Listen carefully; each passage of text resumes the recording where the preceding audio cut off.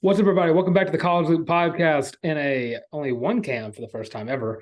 I'm also joined here today by Harrison Tarr, yet again at by Harrison Tarr on Twitter. Say that before and after the show. As always. Yeah. Daniel Locke can't be with us. He is enjoying his birthday.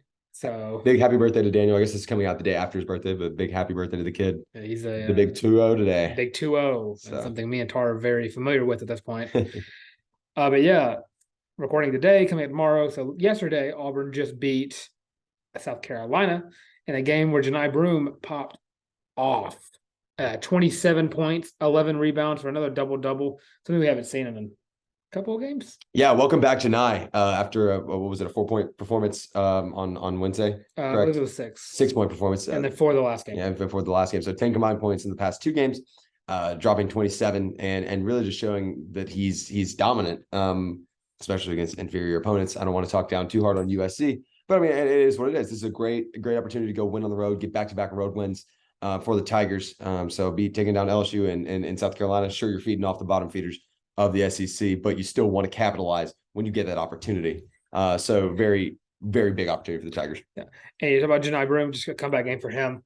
There's 2 players on the team that got a double-double. Wendell Green also got one. And I know you were talking about that for a little bit because Wendell Green got 16 points. And instead of getting rebounds, he got assists and got 12 assists yesterday. I want to talk for a quick second here. And I had this on the rundown, Dylan. I feel like I'm copying and pasting this episode to episode now. But Wendell Green Jr.'s impact when he's on the floor is remarkable. His progression from 2021 to 2022 and then that season, rather, to the 2022-23 season, is truly really impressive. His shot selection's better. His ability to facilitate, I don't know that anyone facilitates the ball better, not only in the SEC, but in the country. He dropped some absolute dimes today. The baseball pass to Alan Flanagan was nothing short of remarkable. And I talked to a buddy that I watched the game with, Mr. Ethan Hemker, who's actually just right off the camera right now, hanging out and listening to the College Loop live. I turned to Ethan during the game and said, "You don't think Wendell and Janai have been in the gym together at all, do you?" It seems so because, I mean, they both popped off today. And another player that popped off, Jalen Williams, got another 12 points added on to his with a steal and another assist and 6 rebounds for Mr. Jalen Williams. We were talking tonight with Jacob Hillman of the Auburn Radio Network, or Auburn Sports Network, rather, about the impact of Jalen Williams and his consistency for the Tigers to this point this year. And he noted that tonight was like an off night for Jalen Williams. And the fact that we're talking about an off night being a 12-point performance, that's huge for Auburn. Now, if they could get all the pieces together at the right time, I think this team could be dangerous down the stretch. But let's face the facts here, Dylan, and we'll talk about this here in a second. The Tigers got a gauntlet of a schedule ahead of them. Oh, yeah. With let's see, both Bama games, both Tennessee games. And don't let the graphic on the scorebook today lie to you. During the game, they said that Auburn plays Arkansas twice going forward. They don't play them again. We are done with Arkansas. Yeah, Auburn is done with Arkansas. And Tennessee's also spelled with 2 N's, not 1. So ESPN is really getting after it today. I was ready for the University of Auburn War Eagle comment. But this is a great red win. There were a couple of opportunities where Auburn blew the lead wide open and then just sat there and tried to let USC get back in the game, which has been kind of the MO of this team to this point. But ultimately, Auburn was able to push that lead back open, make it nearly a 20-point victory. And I was content. If I'm an Auburn fan, I would be content with where this team's at. If you remember to keep your foot on the freaking gas, and we say it every episode. And another thing to talk about, that's probably the worst 3-point shooting we've seen in about 3 games. 3 of 17 from the 3, with Johan Trehor hitting 2 of those, actually. 8 points for Johan. What a nice little segue into our next point, right? I really was really excited about talking about Johan Trehor. What a breakout game for him in the SEC. Only recorded 10 minutes tonight, but knocking down 2 of his 5 3-pointers and walking away with 8 points. There's an element in this game, Dylan, that is seeing the ball go through the rim. And God knows Johan was suffering from a severe case of not seeing the ball go through the rim. He was tonight, or this afternoon rather. You got to see, or I guess not when this comes out, yesterday afternoon. You got to see glimpses of what we think Johan Traore could be in 2023 to 2024. And I'm telling you, Dylan, if this comes along and this team winds up clicking on the right time, and it's all about timing in the SEC and the NCAA tournament and the SEC tournament for that matter. If this team all comes together and you have Alan Flanagan, Janai Broome, Wendell Green Jr., and Johan Traore continues to step up, and Jalen Williams plays to the capacity that we know he can, and Dylan Cardwell plays to the capacity he can, don't I think this team's ceiling is a whole lot higher than we thought it was. Oh, you aren't lying, sir. I think this team, but the only thing wrong with this team, there's a list probably. Oh, there's a laundry list. You mentioned it all the time. They just refuse to keep their foot on that gas pedal. They have their foot on their opponent's throat every game, and they just ease up on the pressure. Yeah, they refuse to just put the pressure down. And just another player we're talking about, Alan Flanagan, one of the first, not his best scoring night that he's had. No. Past few, but he did put up 10 rebounds, almost a double-double as well. He just did put down one more bucket. One of his buckets. He went 3 for 7 from the field, 0 of 2 for the 3-point line. But pretty good free throw shooting night, minus from the starting 5 at least. But yeah, how tremendous is it? And we've talked about this a handful of times. The return and resurgence of Alan Flanagan is remarkable. I am ready to say, like I said last episode, I'm ready to say he's back. At least back to maybe not 2020 COVID year point guard Alan Flanagan, but I think he's back to being a very solid contributing member to this team and one of the premier players to this team. This team's not very good at scoring, Dylan. They're not good on the offensive end. They're not elite on the offensive end. They could outscore a lot of teams. Don't get me wrong. Yeah.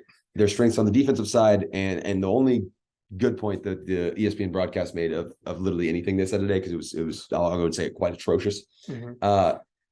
The ESPN broadcast brought up this great point that you need to score more points than your opponent, which that's a crazy concept to me. I've heard that's how you win games, if you score more points. Rumor has it most of the time, if you outscore your opponent, you win all the time, most of the time.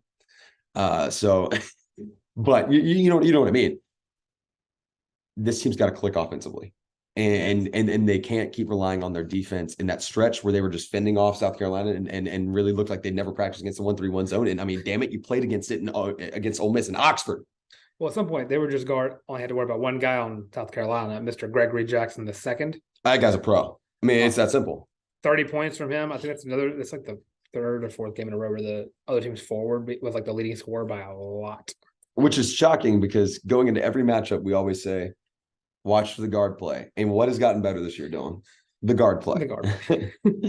which is really encouraging again. And I got into a fun conversation, and hopefully we can have this on maybe a Sunday, maybe probably not Sunday episode, but a Tuesday episode. If there's like a Thursday game for men's hoops, we'll have to look down the schedule. I'd really like to talk about what the future of Auburn's guard backcourt looks like. But for now, you've got to assume the Bruce Pearl's very happy with the uptick in obviously Wendell Green Jr. Trey Donaldson providing meaningful minutes off the bench, rather, not the boards. The boards would be Janai Broome. Thank you. Hello. But Zeb Jasper recording valuable minutes off the bench. KD Johnson is not as bad as he was at the beginning of the year. I think he's just a sub-average player, which, I mean, there's a ton of those. They're a dime a dozen. I feel like KD Johnson has stepped up more defensively than he has. I think a step back. One step back for offense, 2 steps forward for defense. I would say he took 2 steps forward in both departments, and now he's at net 0 for defense, and he's still at net 1 for offense. Because sometimes he gets going downhill and doesn't understand he should just kick the ball out, but he's not Wendell Green Jr. He's never been the kind to kick the ball out while driving. Not much of a. Usually put it in like if you're holding a football. Yep. And just go to the basket. Ball security is job security, right? Yes. Absolutely. Going forward, Dylan and Daniel touched on this last time we talked men's hoops. I think that when you look down the stretch, I mean, Auburn's schedule, it doesn't get easier. You get Texas A&M, who they've been holding their own. They lost at Rupp Arena on Saturday, which was actually, Auburn fans, it's good news for you. It makes it much more congested for that second spot in the SEC. And theoretically, everyone controls their own destiny, right? But Auburn doesn't need a ton of help. So you're sitting there at a 1-loss conference team playing another 1-loss conference team. That's a big win. You get to be back in Auburn Arena for that. Then you're going to take on the Big 12 Challenge, taking on West Virginia. And Morgantown, which, I mean, that road game, that's not quite a quad 1 win because they've been struggling. Probably going to be a quad 2 win. But it's time to start counting your chickens in terms of NCAA seeding. you've got the opportunity to beat Georgia. That's going to be a quad 2 win. You're going to play Tennessee once and 1-1 home and home. If you win your home games, you're in great shape. You've got to win on the road at a handful of places, but you don't have to win on the road at Alabama. You don't have to win on the road at Tennessee. It helps a lot if you do. But if you take care of your home games, I think you're in good shape. Dylan, what's the ceiling right now, man? The ceiling right now is, I mean, I think beating both Tennessee and Bama at home, and then if you beat, I think Kentucky, winning those 2 home games at Kentucky is a ceiling. Those are the 3 most important games left on the schedule. I mean, road games are important. Don't get me wrong; they're huge, and you want to win your other road games for sure. I've heard word you want to win out. Rumor has it you want to win every single game. You've got an opportunity to win away at Vanderbilt. You've got an opportunity to go through and you've got Ole Miss at home, Ole Miss at home, Kentucky away, and Kentucky away. You've got a slate of away games, but you've done your job this year. Thus far, excuse me, done your job. I mean, they're undefeated on the road in the conference, correct? No, excuse me. 1 loss because I was at Georgia and Athens. Excuse me. Undefeated on the road, and we have the longest home winning streak as of yesterday. As of yesterday, Friday night, because Gonzaga is fraudulent. Gonzaga lost to a high school team. They as they do so often. I'm kidding, but I think the ceiling right now. I think you're looking at a 6 seed, a 6 or 7 seed team right now. If you split those Tennessee and Alabama games, I think you could be a 5 seed. And you got to make a little noise in the SEC tournament. It's not a 1 seed team, guys. It's not a 2 seed. It's probably not a 3 seed. If you win out, you're a 4 seed. No, you're probably a 3 seed if you win out. But hope for the 5 seed. I've heard word that Auburn had one of their best seasons in the 5 seed. Yeah, did they have Jared? Rumor had it that we got Jared. I believe Chuma Okiki. And that guy Bryce Brown who shot the thing from way downtown. All right, do you want to jump over to women's hoops first, or do you want to jump over to gym? Just before we just mention the fact that Auburn comes back to play on Wednesday, we will have a preview show come out for that. Right. They play Texas A&M at home, so keep that streak alive. And that's a big one. You don't want to lose your home winning streak for one, but more importantly, you got bigger fish to fry than the winning streak right now, guys. You want to take care of business in the conference. It's congested in this conference, kind of like I'm congested right now, so that's fun. Excuse me, but it's a tight race. I think it's Alabama, Tennessee, huge gap, everyone else. Yes, but if you look at the standings, Auburn's second. Tennessee's not unbeatable. We've seen it happen. I mean, Kentucky beat them, and kind of a big way. So I think Tennessee's beatable. I don't know about Alabama. We'll talk about that when we get closer. And like you said, we will have a preview show on Thursday. Right now, we got a little bit of a preview show for Auburn women's hoops, which is going to be this afternoon. The show comes out in the morning. This game will take place at 5 p.m. for you folks on the East Coast, 4 p.m. for you guys in Central Time, and 3 if you're in Mountain Time, just for fun. And against 14-3 Ole Miss, 16-3. Jesus, I have not updated my 5-1 in the conference, and your Auburn Tigers are 10-8 and 0-6 for the conference, which is not great. I've heard word. Do you want to win a conference game at least once? I don't want to echo what Daniel says every single show because I want to steal his thunder, but Auburn's strength is getting it inside, getting the ball inside, and I did not do that very well against Ole Miss in the first place. I don't have any reason to believe that they will do so now. I talked to Hillman about this again today. Jacob Hillman and I had an opportunity to really talk, and Dylan as well, obviously. A lot of things to Auburn talking ball as you know as we do quite often, even when we're not on the air. But we had the opportunity to talk about this about women's hoops. I think that if you put your finger on the pulse of this Auburn women's basketball team, and you really kind of dissect where things are going wrong right now, I don't know that you can pinpoint anything individually. I don't think it starts with coaching. I really don't. I don't know that this team has the talent that we might have thought it did, or if this talent's just not developed enough. Coach Jay runs a pretty intricate defensive set. Her offensive mentality is fluent and it ebbs and flows, right? With the season. And I'm not entirely sure that this group gets it yet, and they're young. Not to mention the injuries. I don't even need to start there because I think we all know that, Dylan. But I'd be floored with a win this afternoon on at Neville Arena. Obviously, I'll be there in person covering for Sports Illustrated, so make sure to follow along for live updates. Shameless plug. But I don't have any reason to think that course correction is going to happen anytime soon, and the schedule is just not favorable. It's not forgiving in the slightest. You get Tennessee still left. You get, I believe, LSU a second time. Just run through. You get Kentucky next, Florida at Kentucky, then home for Florida, home for Arky, home for South Carolina, away Bama, home for A&M, away for Tennessee, away for Georgia, and wrap it up with a home game against Vanderbilt. And unfortunately, I think I only see one win on that schedule, and I think it's Vanderbilt. And that's the case for a lot of sports. Yeah, Vanderbilt. That actually is the case for quite a few of the sports for Vanderbilt. But you throw in maybe an upset here, upset there.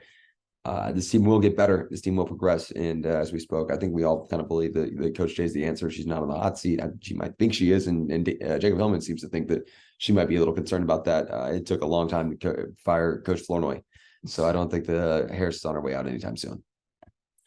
Yeah, I think we still got another. I think you said 4 years, like the buffer period. I think 4 years buffer easy. You just have a bigger window with women's hoops because it's so tough to recruit. It's a tough sport to recruit, and not everyone can be Dawn Staley. And I mean, you're in the SEC, and the SEC kind of reigns supreme in a lot of sports. Well, you're also competing against the Dawn Staleys, the Kim Mulkeys of the world, and there's this girl named Aaliyah Boston. I've heard she's good. And it's at USC who could probably win games by herself. Yeah, you are not lying. But to kind of shift over from the preview to a review of a gymnastics meet that happened a few days ago, actually, was it Friday as well? It was Friday night, yes. Friday, well, the first gym meet that my girlfriend ever went to. And Auburn's home opener this year. It just happened to go hand in hand. And Auburn's home opener. And a meet that was electric. Yeah, atmosphere is awesome. Ever since the word. And there was a lot of 10s left off the board from a specific judge that we've seen a couple of times. I think Arkansas got robbed once too, so I'm really not going to harp on it too much. I mean, I've heard that 4 is greater than 1. Auburn's robbed 4 times of a 10. Okay. Just put it out there. Whatever you say. Just saying it. I saw a couple 10s. A quadruple amount. And your professional opinion? I've been told that I'm a gymnastics expert. I don't know who told you that, but I'd like I told myself in the mirror. There we go. But yeah, Auburn won 197.5 to 196.575. Right, which is kind of a blowout. Which is think of it like a 28-3, if you will. Let me talk about and before when we get out of this on our way out of the show, we're going to do the Auburn Twitter moment of the weekend. Let me talk about honorable mention. Pablo Escobar tweeted his deep fried meme about the gymnastics team beating Arkansas, which objectively hilarious. And someone from Arkansas said, and this is a real tweet. I haven't even said this to you. I'm getting your live reaction. Bro, you didn't even beat us by a full point. Bro. You ever watched gymnastics once? A loss is a loss. That's all I'm gonna say. Almost losing by a full point's a blowout. Which is hard to wrap your brain around. From a dissecting this meet standpoint, obviously energy was there. It's excited to be back at the Nev. I mean, Graba's just done a phenomenal job with this team. There are next to no weaknesses. I mean, it's hard to do that when you have an Olympic all-around gold medalist, but when you look at how deep this team gets, everyone knows how talented Sophia Groth is. Everyone knows that Darion Groborn is the queen on the floor. And you and I were talking about Olivia Hollingsworth really impressed us. Yes. And her, I think she competed in the all-around. And she didn't compete in one event. I believe it was beam, but I think she did compete in beam. I have to double check in front of me. She impressed us a lot. She's only a junior, and she's the last year that she'd have their COVID year. So that's encouragement on that front. And obviously I think she has a red shirt. So there's neither here nor there. Dylan, there's not a downside to this team other than the fact that they might get outscored every now and again. What can you do? And I mean, I think the big highlight of the evening was Darren Goborn's last floor routine. Walking her in the interest on to her floor routine. Well, before that, Oh, her family. Oh, her brothers and her dad electric had their own choreographed dance routine in the stands. It literally brought the entire house down. Exactly, which led into God Save the Queen, the opening act for Darion's floor routine. And it's so fitting for those of you watching the video stream. Darion Goborn, if you're not familiar, her signature, she walks out and she crowns herself. And at the end of a lot of her routines, not this year, her floor routine does not have a crown at the end. It has in the middle. But it's part of her routine. It has been her signature for years. Her walking out to God Save the Queen was nothing short of badass. And the crowd went nuts. as they should have. I personally thought that routine itself, not just the hype and energy. I mean, she hit every single one of her tumbling passes. I thought she made a 10, but who am I to judge? Apparently, one judge agrees with me, another one disagreed. That was the key for the evening. Was one agreed and one was always wrong. But another key thing about this meet was the fact that Suni Lee, she wasn't even who we let off with, and she's the Olympian. The Olympic all-around gold medalist. But yeah, she had 2 9.975s on the evening.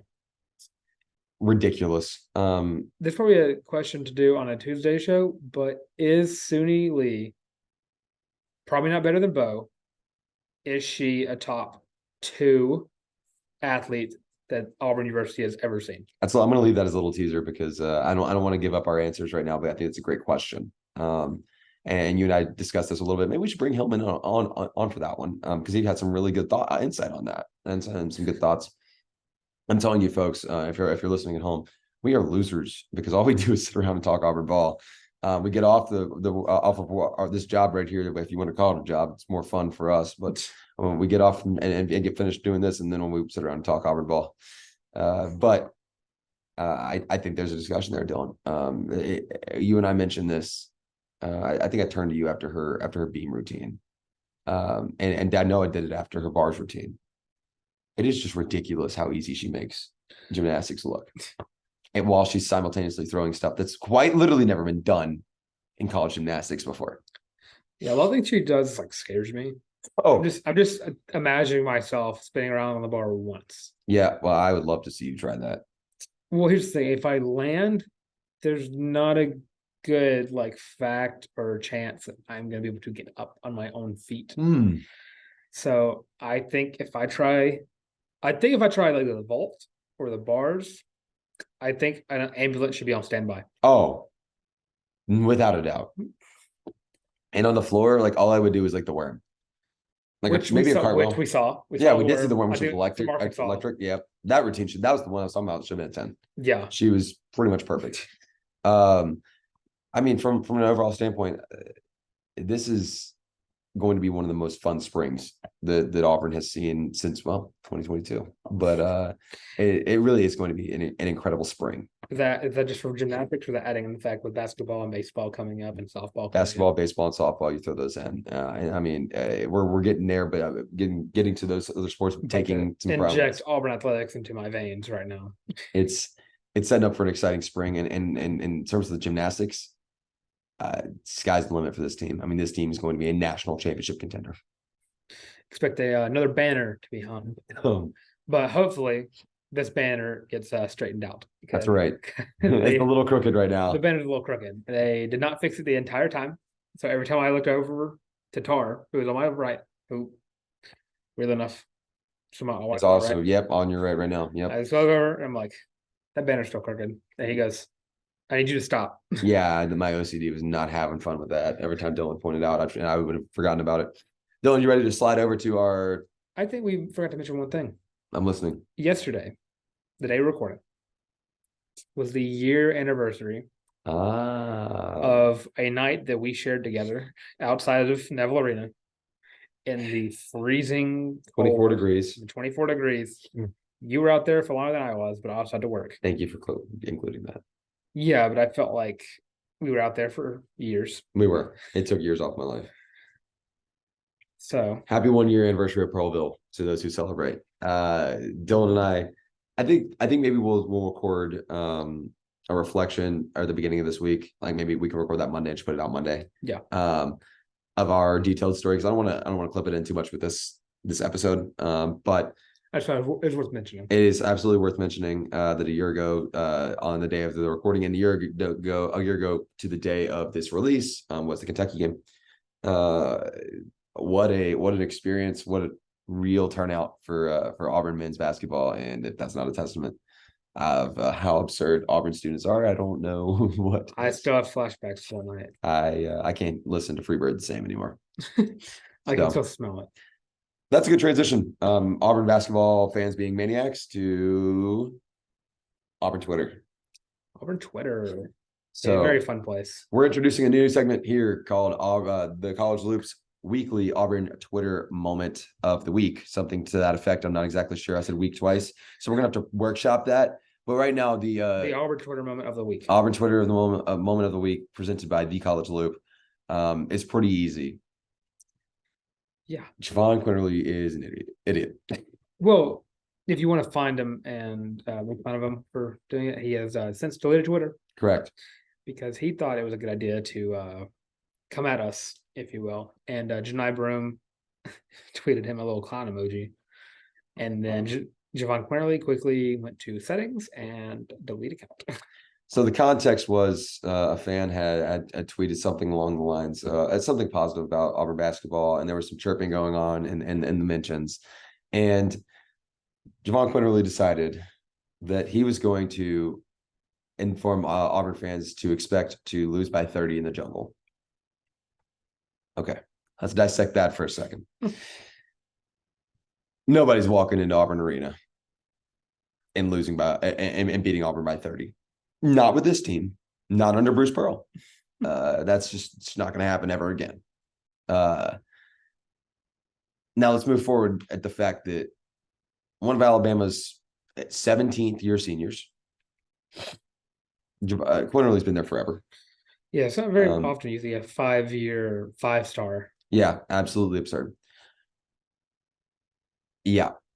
Chirping on that level, it's dumb. Let me talk. I'm all for talking trash and saying, you know, we're gonna see about it. Like, I'm all for that stuff. I'm all for it. Like, I'm cool with it. I absolutely love trash talk. It's part of the game. It makes it more entertaining. You do cross a threshold, Dylan, where it becomes stupidity. This young man, who I have respect for Javon Quinterly. You know, he's doing his best to put together content. It's kind of weird to call me young man. Yeah, okay. He's this dude, your age. He's my age. I have a ton of respect for this dude. But he loaded himself into a catapult and threw himself over that threshold. And he deleted his Twitter account, which I can't mention enough, because Janai Broom ended this man's Twitter account by posting a photo of a clown. By posting an emoticon of a clown. That's right. Emoticon. How about an emoji? The emoji movie has traumatized this man. Because every time he sees that emoji, he's gonna be like, dang, I gotta delete another social media account before Janai Broom. It'd be so easy just to say he blocked him because, you know, Janai Broom, but yeah, oh, that's good. He swept him right off Twitter. You're so Dylan's rolling with the dad jokes tonight. I think it's going to wrap up our show. Hopefully you guys enjoyed our Auburn Twitter moment of the week. We're going to try to make sure that's we're going to make sure that that's a weekly thing. But if something cool pops up on Twitter, I think we're trying to incorporate that throughout each segment, because Auburn fans, you guys are nuts, and we love you wholeheartedly because you're hilarious on the Bird app. Sometimes there's small civil wars within the Auburn fan base. We will talk about that right now. Thankfully, there's no turmoil within the football program. I just knocked on wood. So it's a ton of fun. It's always really entertaining. And I'm going to talk to Dylan live pitch. You ready for the live pitch? About sharing our favorite meme of the week on our Twitter.